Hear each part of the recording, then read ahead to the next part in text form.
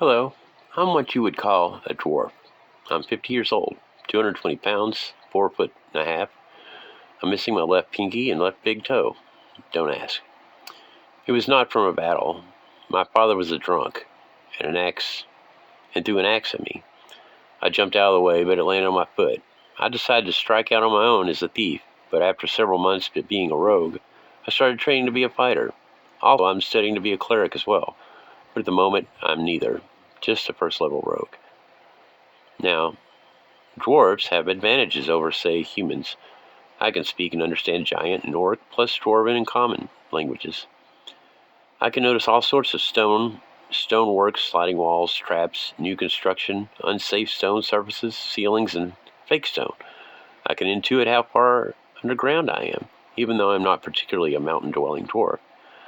I can withstand being tripped or bull-rushed, have a tolerance to low-level poisons and spells. I know how to fight against orcs, half-orcs, goblins, hobgoblins, and bugbears. And I can defend and dodge against ogres, trolls, and giants. I can appraise items made of stone or metal. I know how to build a forge and craft weapons and armor from stone or metal. Although I have a low charisma and I'm not good with people besides dwarves or humans, I have a high constitution and I'm hard to kill. I don't worship the dwarven god. I really don't have a true god. But if I want to be a good cleric, I do. So I chose a neutral god over 6 domains. But until I start out as a cleric, none of this matters. My hit points are only 18, not very much. I won't be getting into any fights. I am transported from Middle-earth to an unknown world or planet by a wizard elf. All I have is a masterwork dagger and an ankle sheath and a loincloth. 3 others appear, another dwarf, a human, and a half-ogre. He's huge. The wizard says, "We are an experiment. Good luck." And he vanishes. Dwarves don't get along well with orcs or ogres. We only get along with gnomes, humans, and other dwarves. Halflings also, mostly just little people. We're in a forest of trees. There's a clearing in front of us. Hello, I'm Rock. Who are you, my brother dwarf? I'm Prit. I'm a cleric. Good. I want to become a cleric. I'm a rogue, but I want to change my life and do good. That's a good thing to hear. What do you think about that abomination over there? Well, if you want to be a good cleric, you'll have to learn to be kind to all creatures and set your racist dwarf ways aside. Okay. Hello, Mr. Ogre. What is your name? Wedo. Me hungry. Well, Wedo, if you could gather food or wood for a fire, I'll look for food. What about you, Mr. Human? I'm hungry too. Yes. What is your name? Oh, sorry. I'm a fighter. My name is Charles. Good. Wedo, are you a fighter? No, me barbarian. Well, that's just as good. Gather some food or firewood. Well, I keep saying that. The rest of us will look for either fruit or animals to eat. If we find a grouping of trees, we could construct a shelter as well. I'll look in the immediate area for food, not wanting to wander too far. Prit takes time to prepare some spells. Charles wanders in the other direction, and Wedo breaks off some tree limbs. Hey guys, I found some apples, said Charles. Come on, Wedo, you may be able to reach the lower ones, I said. Sure enough, they were over my head, and Charles's too. But Wedo grabbed several for each of us, and we ate. That's enough wood. Now look for some stones to place around the fire. Stones here. That will do just fine. Place them in a circle. No, one here. Okay. No, here. I'll do it. We got the stones and firewood stacked. Now we just need some twigs and leaves. I'll look for some flint rocks. I'll look for about 20 minutes and find a good stone of flint. I'll keep this for myself, if only I had a pouch. Well, using my dagger, I started a fire. It gets dark and Prit is finished with his spells. Oh, nice fire. Here's some apples we found. Tonight we'll sleep by the fire, but tomorrow we need to either find a group of trees or a big tree to build a structure for weather. We can't live off apples alone. We'll need water too, said Charles. I can cast a spell to create water, but we'll need something to store it in, said Prit. Charles, can you craft anything? Yes, I can carve wood. I'll make us some cups. If we had animal skins, I can make us some clothing too.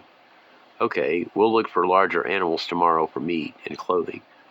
Apples weren't much, but we didn't go to sleep hungry. The fire was nice and warm and kept away any prey. The next morning we woke up to movement. "Hey, y'all, what's that over there?" said Charles. I sat up. It looked like a deer or a goat, something. "I'm the sneakiest," I said. "Why?" "'Cause I'm a rogue. Just wait here. Let me have your dagger. One in each hand will cause more damage," I said. "Ooh, we're getting close," said Charles in a queer excitement. I used my sneak attack and moved silently to target. Only it wasn't a deer or a goat. It was a boar, but it's good meat and some skin. I might give Charles some pants or shorts. It would definitely cover me. Yeah. I have Charles's dagger in one hand and pull mine out of the other and jump on it. I deal 18 points of damage, which would kill me, and it's dead.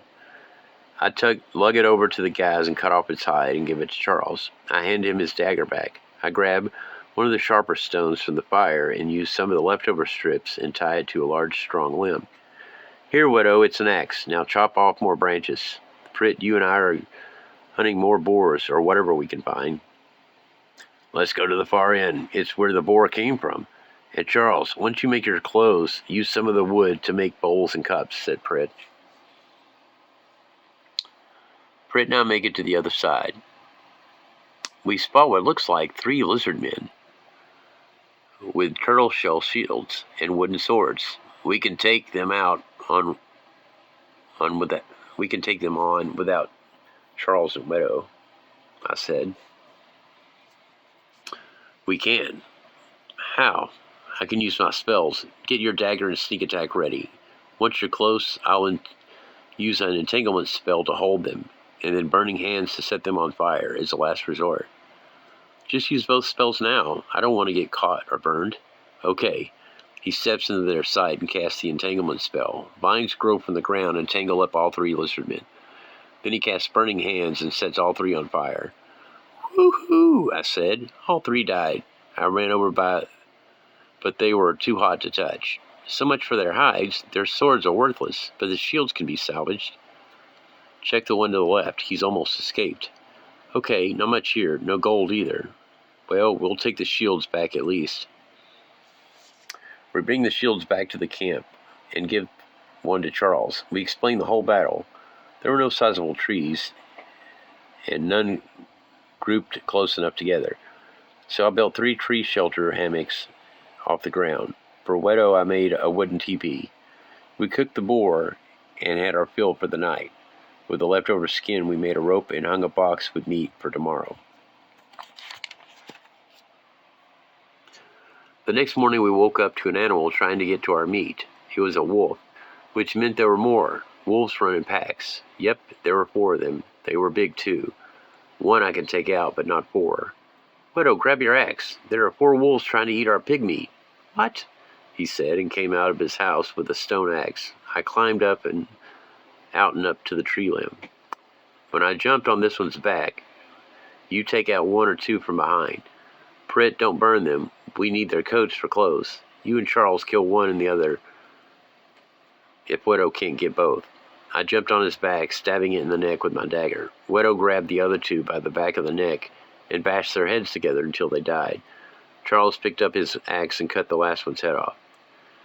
"Each one will give you a shirt and pants and maybe fur boots. I can get a top and boots out of this one, and for Widow, either boots or just pants," said Charles. "Pants," said Widow. "Okay, pants it is. I got tired of smelling your nasty butt anyway." I got 100 points for the wolf. Now I'm at 600 XP. We ate, and the rest of the boar's meat for breakfast, and chopped off the wolf's meat for later. Today all 4 of us need to hunt more food. Charles made us some long spears and bow and arrows, plus a quiver each from leftover wood and skins. We walked for an hour deep into the woods in a straight line away from the sun. I didn't want to get lost. We heard a strange tongue in the distance. "Everyone stop. Do you hear that?" "Sounds like goblins," said Prit. "Do you speak Goblin?" I said. "Yes, they're saying they're tracking halflings, but they lost sight of them." "How many do you think are out there?" "I'd say about 6. Wedo, lift me up to the tallest branch above your head. Okay. Up you go, little dwarf. Good man, ogre. What do you see? Said Charles. I see them, all right. 6 of them. Prit, can you reach them with an entanglement spell? Yes.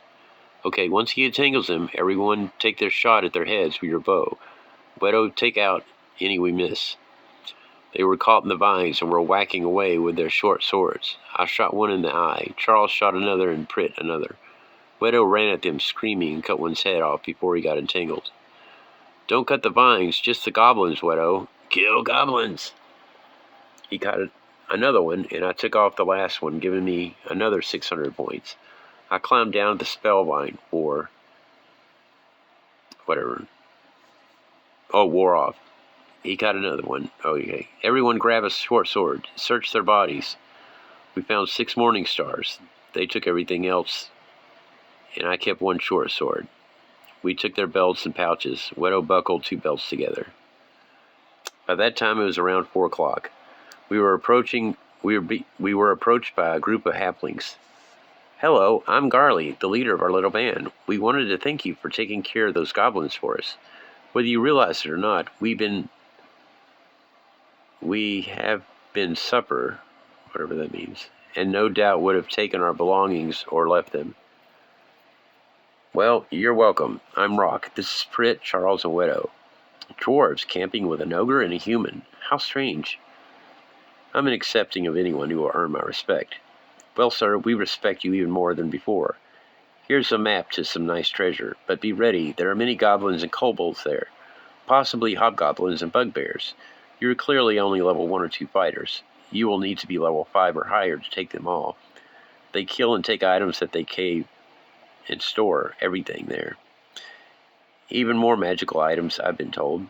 Take my map holder with you. You will also need our backpacks if you want to carry anything out with you. And may I suggest going south in the morning to hunt some hellhounds. They kill with fire, and fire spells will only make them stronger, but their hides are fireproof.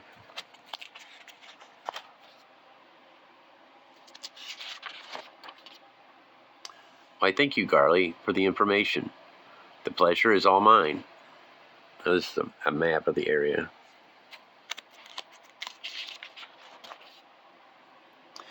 Well, according to the map, it's about 30 to 40 minute walk to the Hellhound's lair. Let's get some rest. I'll be up early, getting ready and practicing my fighting skills. Prit, make sure to prepare some cure spells and other spells, not from your fire domain.